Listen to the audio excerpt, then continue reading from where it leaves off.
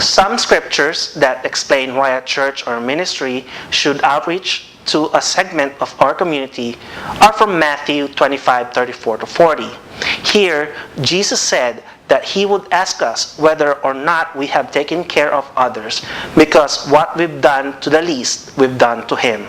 In James 2:8, we are told to love our neighbors as ourselves. And in James 2:14-24, we are told that if we have faith but no works, then that faith is of no use. In verses 15 and 16, he writes, "Suppose a brother or sister is without clothes and daily food.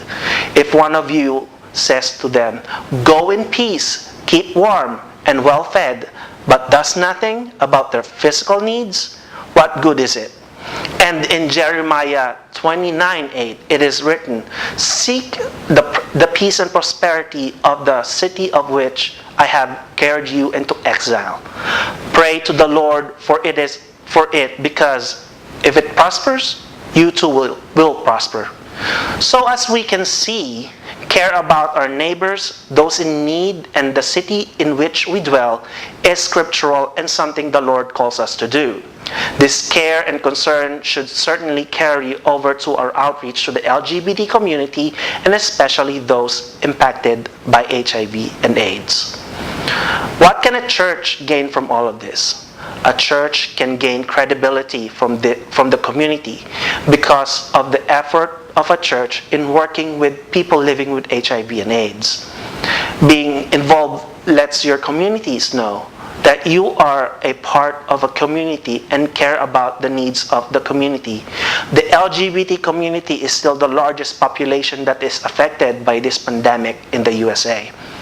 Moreover, it creates more community awareness about the church and its impact in the LGBT community. Lastly, HIV/AIDS ministry builds relationship not only to people living with HIV and AIDS, but also to local AIDS service organization and this community at large. On the topic of funding, a huge portion of affirming churches are very small and have a limited budget. If money is an issue, there are other ways a church can get involved in the lives of people living with HIV and AIDS.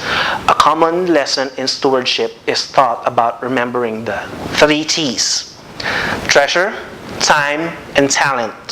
Because as Jesus said, where our treasure is, there will our hearts be. Let's look at how we as individuals and as a church can apply to the 3 T's to becoming involved with HIV/AIDS ministry.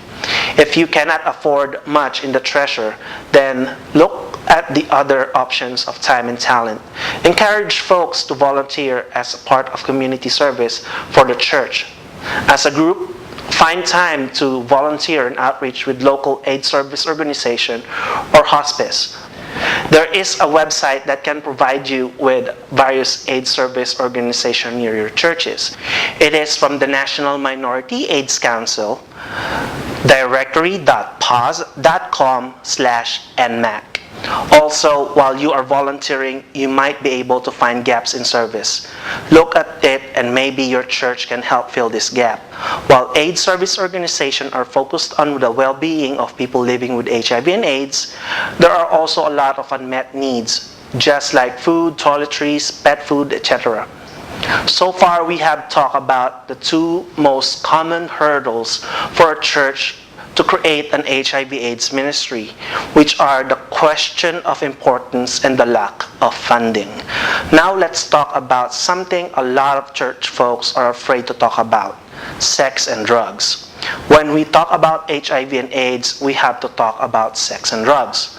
However, it puts some people in a very uncomfortable spot.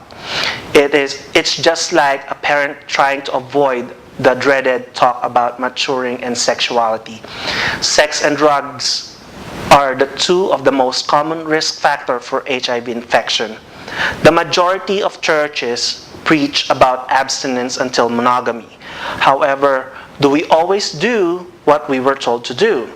Do we always practice what we believe? As Christians, we believe that we should not gossip, and we hear it preached. However, does it stop people from gossiping? Of course not. If we refuse to realize that sometimes folks makes mistakes, then we are giving our community a disservice. Of course, it is okay to preach abstinence, but be open to other options so that we can meet a person in their current situation and be able to give them the tools that will enable them to reach the ultimate goal in which to protect their body. Because according to Corinthians 6:19-20, do you know not that your bodies are temple of the Holy Spirit, who is in you, whom you have received from God? You are not your own. You were bought at a price. Therefore, honor God with your bodies. It is not always how fast we get there or how we get there.